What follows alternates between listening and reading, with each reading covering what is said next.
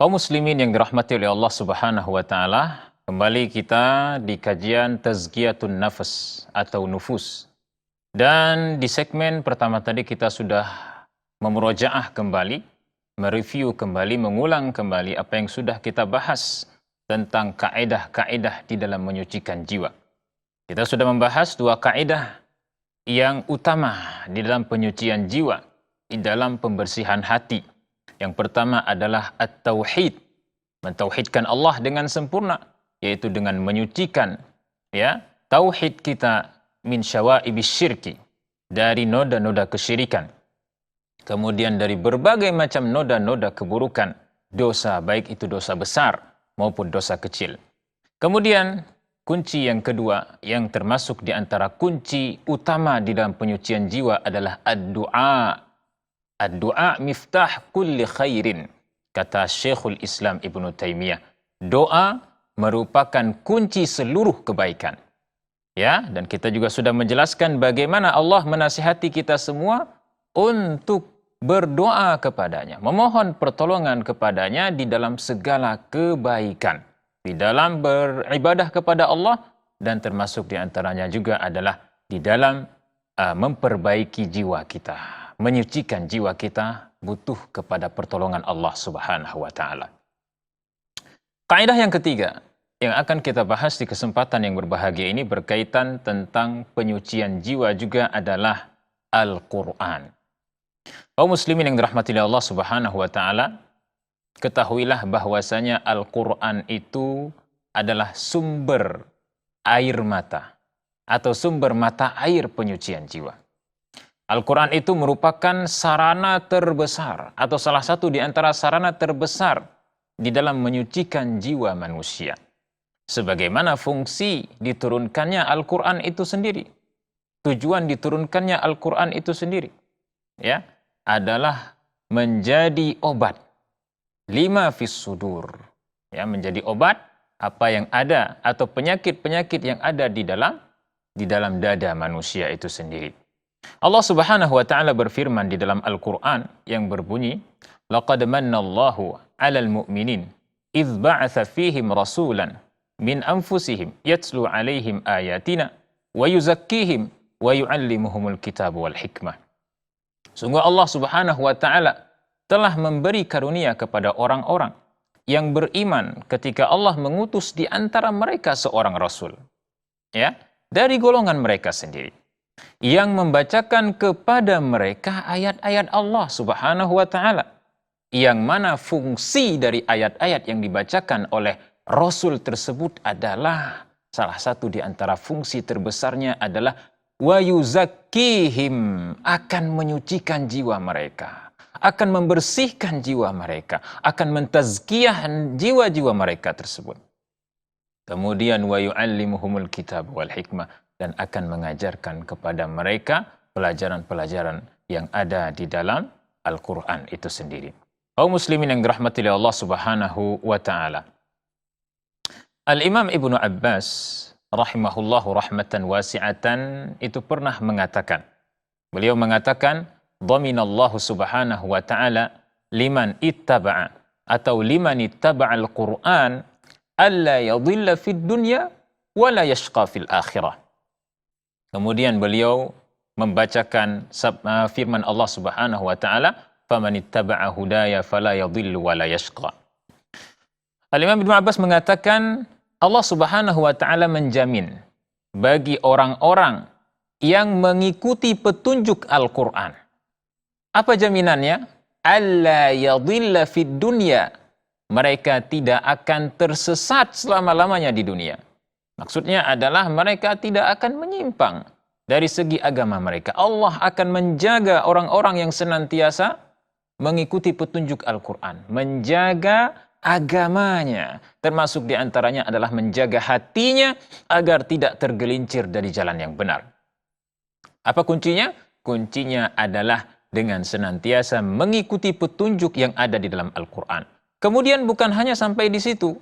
Jaminannya yang akan Allah berikan kepada orang-orang yang mengikuti petunjuk yang ada di dalam Al-Quran adalah wala yashqa fil akhirah, dan mereka juga tidak akan sengsara di akhirat. Hal ini senada sebagaimana yang disabdakan oleh Rasulullah sallallahu alaihi wasallam di dalam hadisnya, ya, taraktu fikum amraini in tamassaktum bihima lan tadillu abada. Telah kutinggalkan untuk kalian dua perkara yang apabila kalian berpegang teguh kepada dua perkara ini, menjadikannya sebagai pedoman hidup kalian, lan tadillu abada, maka kalian tidak akan tersesat selama-lamanya. Ya, dua perkara tersebut adalah Al-Quran dan sunnah Rasulullah sallallahu alaihi wasallam. Ini merupakan jaminan yang Allah dan Rasulnya berikan khusus kepada orang-orang yang senantiasa mengikuti petunjuk Al-Quran, kemudian mengikuti petunjuknya Rasulullah sallallahu alaihi wasallam. Allah Subhanahu wa taala akan menjaga hatinya, akan menjaga dirinya dari berbagai macam ketergelinciran. Kaum muslimin yang dirahmati oleh Allah Subhanahu wa taala. Kemudian di dalam ayat yang lainnya di dalam surah Yunus, Allah Subhanahu wa taala berfirman, "Ya ayyuhan nas, wahai manusia, qad ja'atkum, telah datang kepada kalian atau sungguh telah datang kepada kalian mau'izatum mir rabbikum, pelajaran dari Tuhan kalian. Wa shifaa'un lima fis sudur, dan dia juga merupakan obat, ya, ataupun penyembuh dari berbagai macam penyakit-penyakit yang ada di dalam dada. Wahudan, dan dia bukan hanya sebagai penyembuh terhadap penyakit-penyakit yang ada di dalam dada, akan tapi dia juga merupakan petunjuk, ya, petunjuk dan juga sekaligus rahmat, ya, bagi orang-orang yang beriman kepada Allah Subhanahu wa taala. Ma'asyiral muslimin yang dirahmati oleh Allah Subhanahu wa taala, Imam Ibnul Qayyim berkata di dalam kitab Zadul Ma'ad, beliau mengatakan di dalam jilid keempat, ya, kitab Zadul Ma'ad ayat halaman 119. Beliau mengatakan, "Fal Qur'an huwa syifa at-tam min jami'i al-adwa al-qalbiyah." Beliau mengatakan bahwasanya Al-Qur'an itu merupakan obat at-tam yang sempurna. Ya, obat yang sempurna. Dari apa? Min jami al-adwa al-qalbiyah, dari semua penyakit-penyakit hati. Wal badaniyah, dan juga semua penyakit-penyakit jasmani. Wa adwa ad-dunya wal akhirah, dan dia juga merupakan obat penyembuh, ya, dari berbagai macam penyakit-penyakit dunia dan akhirat. Kaum muslimin yang dirahmati oleh Allah Subhanahu wa taala, itulah komentar para ulama, ya, dan itulah ayat-ayat yang membahas tentang fungsi dari Al-Qur'an. Jadi fungsi terbesar dari Al-Qur'an itu adalah petunjuk bagi orang-orang yang mengikuti petunjuk yang ada di dalam Al-Qur'an. Kemudian dia juga merupakan penyembuh dari berbagai macam penyakit yang ada di dalam hati manusia, yang ada di dalam dada-dada manusia, ya, dan dia juga merupakan obat atau penyembuh dari berbagai macam penyakit-penyakit, bukan hanya penyakit hati, akan tetapi juga penyakit jasmani. Ma'asyiral muslimin yang dirahmati oleh Allah Subhanahu wa taala. Kemudian Al-Imam Ibnu Mas'ud rahimahullahu rahmatan radhiyallahu anhu mengatakan, ya, beliau menceritakan bagaimana para sahabat terdahulu itu mempelajari Al-Qur'an. Beliau mengatakan, kana ar-rajul minna idza ta'allama 10 ayat lam yujawiz hunna, ya, hatta ya'rif ma'aniha.